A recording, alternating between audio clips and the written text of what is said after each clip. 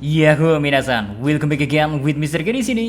Oke, spoiler detail udah rilis nih. Jadi tanpa banyak basa-basi gak jelas, monggo enjoy spoiler time-nya, oke? Let's go. Judul chapter 1063, Keluargaku Satu-Satunya. Ya, judul kali ini masih berhubungan dengan Bonnie bersama Bartholomew Kuma. Karena di salah satu momen nantinya ya, kita diperlihatkan kemunculan Kuma dalam baju seperti polisi. Yang mana Kuma versi itu malah menyerang rombongan Luffy, Chopper, Jinbe, dan Bonnie. Sayangnya saat Luffy ingin membalas serangan dari Kuma versi polisi itu, Bonnie mencegah Luffy sambil bilang kalau Kuma adalah satu-satunya keluarga yang masih tersisa. Momen anak dan ayah yang emang cukup menyayat hati sepertinya akan terus berlangsung selama petualangan kru topi jerami di Pulau Egghead ini. Lanjut, chapter terbaru ini nantinya dilengkapi oleh sebuah cover story yang memperlihatkan Charlotte Cracker membeku sedangkan Brule terlihat menangis. Karena puding ternyata berhasil diculik. Ya, siapa kira-kira orang yang cukup kuat untuk ngebuat beku salah satu jenderal manis milik mantan Yonko Big Mom? And now ke menu utamanya, di mana momen dibuka oleh penampilan Chopper, Luffy, dan Bonnie yang akhirnya bisa makan sepuasnya karena mesin pembuat makanan otomatis milik Punk 05 atau Atlas. Well, buat yang belum tahu, Oda Sensei sendiri memberikan beberapa revisi untuk chapter 1062 terkait kemunculan Punk 06 yang mana keterangan awalnya adalah Atlas, namun di halaman lainnya dia malah dijelaskan sebagai Punk 05. Nah, di sini koreksi atau revisi yang benar, katanya Atlas memanglah Punk 05. Makanya apa yang ada di baju salah satu cloning Dr. Vegapunk yang ditemui oleh rombongan Luffy sepertinya nantinya bakalan direvisi menjadi Punk 05. Terus gak cuma hal itu aja ya yang kena revisi. Soalnya diketahui juga kalau Seraphim Kuma yang muncul bersama dengan CP0 nantinya rambut miliknya ya bakal diubah menjadi warna putih sama seperti Seraphim lainnya.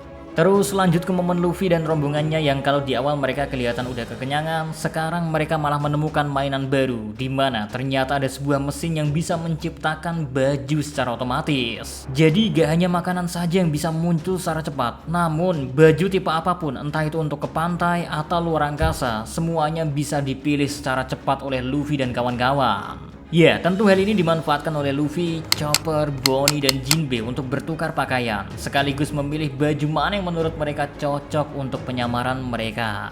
But sayangnya ternyata ada satu fun fact menarik di wilayah itu. Soalnya apa yang telah mereka lakukan selama ini, entah itu makan dan minum makanan sepuasnya, atau mencoba berganti-ganti pakaian secara bergiliran, semua yang terlihat secara instan dan mudah karena muncul begitu saja di hadapan Luffy dan yang lainnya, ternyata semua itu memiliki harga yang harus dibayar. Ya, mirip sama sebuah toko, apa yang udah Luffy dan yang lainnya coba dan makan ya, semua itu harusnya dibayar. Meski kita di sini belum tahu dengan pasti pembayaran yang dimaksud apakah dengan uang atau ada alat tukar lain. Tapi yang pasti gak lama dari momen itu ya, sebuah robot polisi dengan wujud Kuma datang dan memberitahu ke rombongan Luffy dan yang lainnya kalau mereka semua harus membayar atas apa yang udah mereka makan dan pakai selama ini. Dari jauh sebenarnya Luffy udah tahu kalau kemunculan Kuma versi polisi bukan untuk niat yang baik. Bahkan Jinbe sendiri bilang kalau Kuma mencoba membunuh mereka, Luffy, Chopper, Bonnie, dan dirinya. Bukanlah harga atau hukuman yang setimpal atas apa yang telah mereka lakukan. Makanya di situ Luffy bilang kalau mereka diam aja maka situasi pun akan berbahaya bagi mereka. Dan bener aja sih, gak lama dari situ Kuma versi polisi pun berlari ke arah mereka sambil bersiap untuk menembakkan laser beam dari mulutnya. Sayangnya ketika Luffy ingin membalas serangan dari Kuma itu, tiba-tiba aja malah Bonnie yang menghadang serangan dari Luffy. Sehingga Luffy pun seketika bingung dan kaget karena Luffy merasa kalau mereka diam aja waktu berhadapan dengan Kuma, mereka yang bakalan berada dalam bahaya. Tapi gak lama setelah Bonnie menggagalkan serangan Luffy, dia pun seketika menangis sambil bilang ke Luffy kalau Kuma yang mencoba menyerang mereka adalah ayahnya. Dan Bonnie pun menambahkan kalau Kuma seoranglah sisa keluarganya yang masih ada.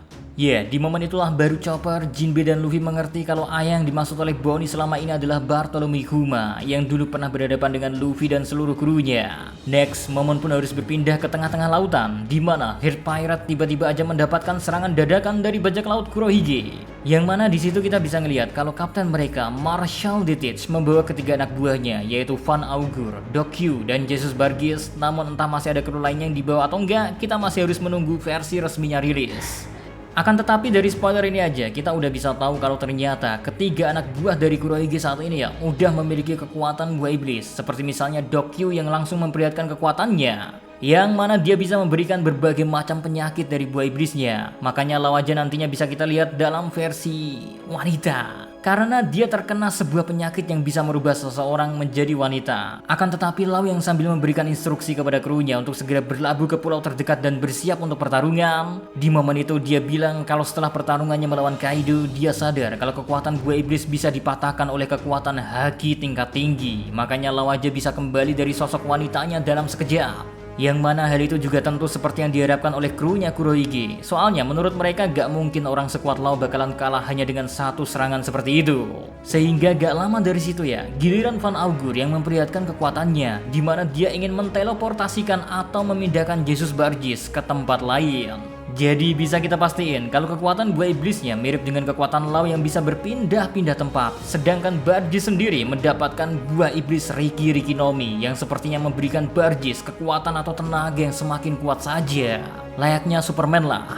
Di sini terungkap motif dari Kurohige dan yang lainnya adalah untuk mendapatkan seluruh poneglyph yang Law miliki. Apalagi Kurohige juga tahu kalau Kaido pasti memiliki sebuah poneglyph yang mana dengan mengalahkan Law, Kurohige akan mendapatkan banyak sekali informasi. Tapi untungnya ya, bukannya takut atau ingin mundur, Trafalgar di Waterloo malah meladeni niat dari Marshal Ditich yang ingin bertarung dengan mereka. Sehingga Law pun menawarkan kalau pemenangnya akan mendapatkan semua hal yang mereka inginkan. Wah, semakin menarik aja yang terjadi di dunia baru ini. Apalagi saga terakhir emang benar-benar gak ada remnya. Karena tiba-tiba aja kita serasa selalu dibuat terkejut oleh kemunculan chapter per chapter yang selalu muncul tiap minggunya. So, sekian dulu spoiler detail yang Mr. G bahas kali ini.